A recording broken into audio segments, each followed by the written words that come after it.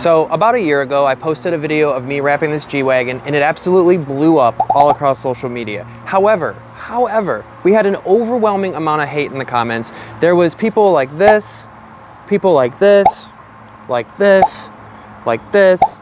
Everybody had something to say and it all came down to, that's gonna fail. That is gonna fail. So here we are a year later, beautiful G63. Time to show you, after a year in the hot sun, let's go ahead and look for all those failures that everybody, like this guy and this guy, were so sure it was gonna happen. I'll make sure it's focused and I'll go nice and slow for you. Right? People mentioned these. They kept saying I didn't take these off, but you see how the body comes out? So yes, they were off and there's still going to be a protrusion there.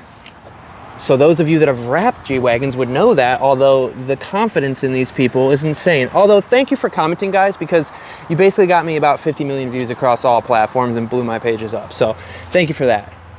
Here's some other areas that are hard, and people that wrap G-Wagons know that. Not a single failure anywhere.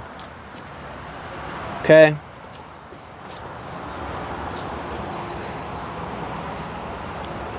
So, before you look like this guy or this guy and turn out to be made a fool,